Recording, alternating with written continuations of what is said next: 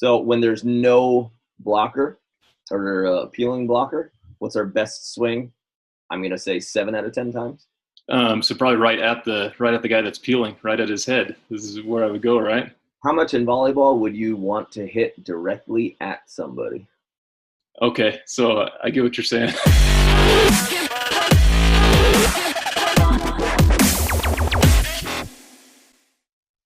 Hey guys, I just wanted to thank you so much for stopping by my channel. The video you're about to watch is a video analysis. So I work one-on-one with somebody who sends me their game tape, and we sit down and we go through the rights and wrongs and what could be better about their game. It's a little bit slower than our normal video, but I think it's packed with content, so go ahead and look at the whole video, and if you find that there's one part that's boring or doesn't apply to you, go ahead and just click forward for 5 seconds at a time. And also, please, please, please go ahead down and subscribe. I'm trying to throw out a lot of free content, and the stronger beach volleyball channels get everywhere in the world, the stronger our sport gets. So subscribe. I hope you enjoy the video, and I hope it helps you out. If you had to think of 3 things that you would get out of this, maybe in terms of skill, in terms of positioning, or maybe just like a knowledge about where you should be, what you should have done, strategy, something like that, what would be like your top that we could talk about? Because probably through every point there's 10 different things that we can always talk about. But where, if you could lead where this lesson would go, where would you lead it? So just want to make sure I'm doing the right things at the right time, Okay. especially on defense. Okay. I feel like I'm not in the right part of the court, not taking away the right area when somebody's swinging. So I feel like the way I'm playing is just the primal, natural stuff I was born with, that like, oh, I'm going to play volleyball. It's just stuff that comes natural, but it's not right. Sure. You're being an athlete, but not a volleyball player. Yeah. I'd love to be able to identify some stuff. I'll take some notes. You could probably give a 4-day seminar of things I could be doing better, but sounds good. Yeah. So let's identify the things I'm doing wrong, put a plan in place. So how I can work on it, spend time doing it. I like your starting position. Good middle position. This to me doesn't look like a very stable jump as a blocker. It's kind of coming off of 1 foot. Yeah, you notice that.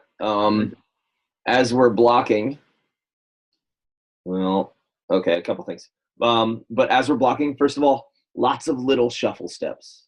I got to spend 2 weeks with Alex Valkenhorst. He just won the P1440, and he was helping my guy on his block moves.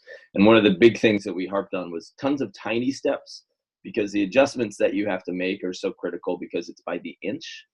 So if you make one drastic big step like this, you can see that right there. Yep. That's going to be a bit too big, and you won't be just as accurate as like a high level blocker needs to be. Okay. So think about more little steps. Right now, you know that this guy's not coming over.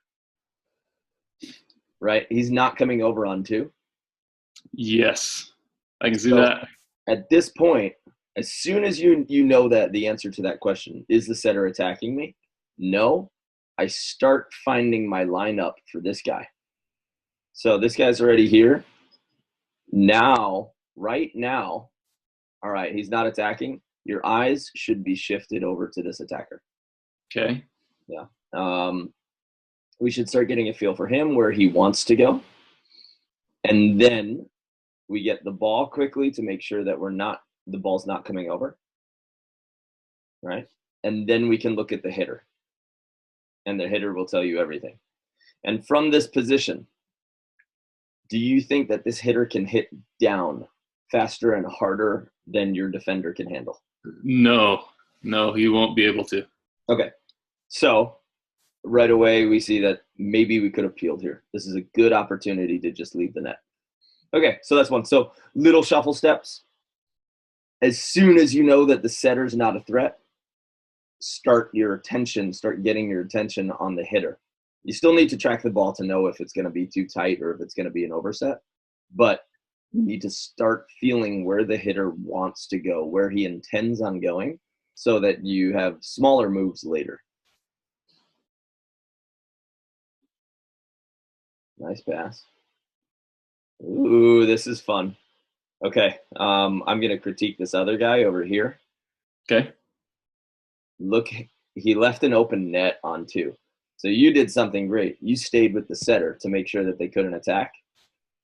This guy right here, as soon as the ball went to you, he left to you, which means once your ball control gets nice and steady, if you're ever playing against this guy, he's going to leave open nets on 2, because right now he's nowhere near the ball.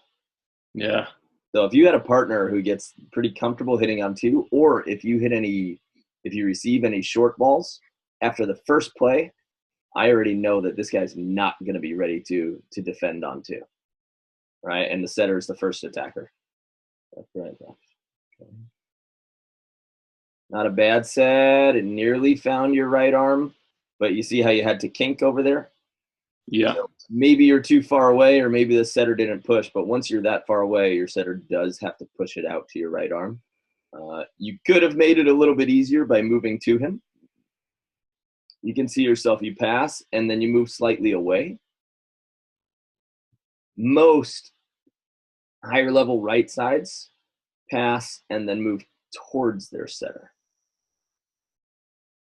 You see that? He feels you, and then even as he's about to set, you're still moving away from him. So now it's even harder for him to push the right arm. Okay. That makes sense. So for him to get it out there, and you're still going a little bit wider on your approach. So Yeah. this whole movement from your pass, you keep getting wider and wider and wider, and your setter's job is to find your right arm. So even if he does push out where he feels you now, right, that's probably the last time he was able to like track you with his eyes. Now you move out I move 8 more inches, 9 more inches, 10 more inches, and then you get caught in this slightly weakened position. Okay. So ideally pass, move towards your setter so that it's easier for them to, they don't have to push as much to find your right arm. And especially once they start their setting motion, we shouldn't be moving further away. He's already tracked your position. Does that make sense? Yep. Okay. This guy left pretty early, huh? Okay, as soon as the set came, he left. So when there's no blocker or peeling blocker, what's our best swing? I'm going to say 7 out of 10 times. So probably right at the guy that's peeling, right at his head. This is where I would go, right? How much in volleyball would you want to hit directly at somebody? Okay, so I get what you're saying. Okay, not at somebody, right? Here. We're not playing catch in the backyard, playing baseball, right? Yeah, exactly. Yeah. I'm going to say 7 out of 10 times you got nobody. You want to go middle and maybe just barely on the blocker's side. Okay. Right, so not at him. We established that. But middle, but on the blocker's side. So you're going to hit right in this seam. Can you see my mouse there? Yep. Okay. That would be a good place for you to hit most often. And if it's a super tight ball and they've peeled, then you can go short. But again, throw it between them, not just directly in this line of the blocker. Make them both pause, because as soon as they don't know which person should go for it, there's going to be a lot of hesitation plays on their part. If somebody peels, we don't hit at them. We hit the area surrounding them. I guess that could be said for anytime you're hitting the ball over the net, right? Where if you leave them in system and you leave it like really easy for them, I think teams used to do this to me for a bit. If you give them the easiest possible serve receive, they have so much time to think, and they think that the ball is like going to be easy, so they slow themselves down because they relax. So there are some people where it's a good idea to just leave it on them, maybe in serve receive as an experiment if you know them. But most often, especially if we're trying to go up a few levels, start training yourself every serve they have to work to get. Okay. We saw again, as soon as the serve went to you, the blocker shifted, right? If teams were doing this on me, I would try to notice it really quick, and I would expose this on-to option every time that somebody gave me the ball in front of half court. And I would say, swing away, because you have an open net, and I'm going to have to deal with a blocker. Okay. This is fine. We should notice this a little bit earlier so that you can move earlier, right? You know by now where that ball is. So you should already start shifting, calling behind or in front.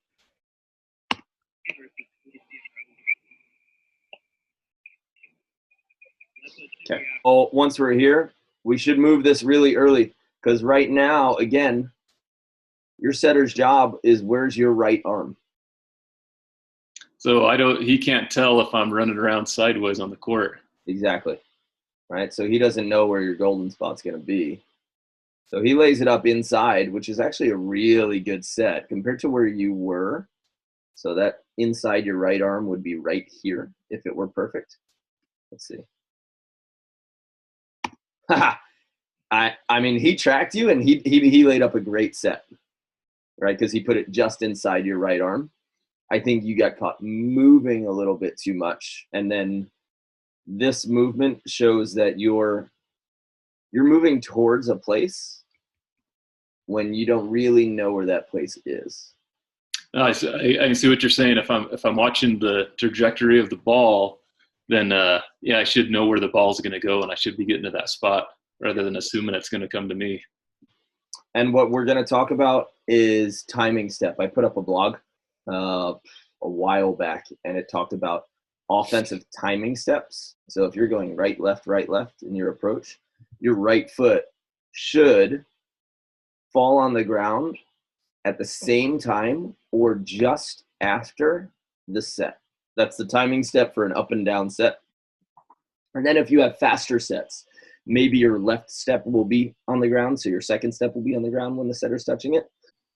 And if you have a really fast set, you might be, in the last two steps when the setter's touching it. But that's pretty rare in volleyball. Usually the base is as the ball's falling into the setter's hands or onto the setter's platform. That's when your right step is starting to walk on the ground. So we'll start studying that with every one of your approaches.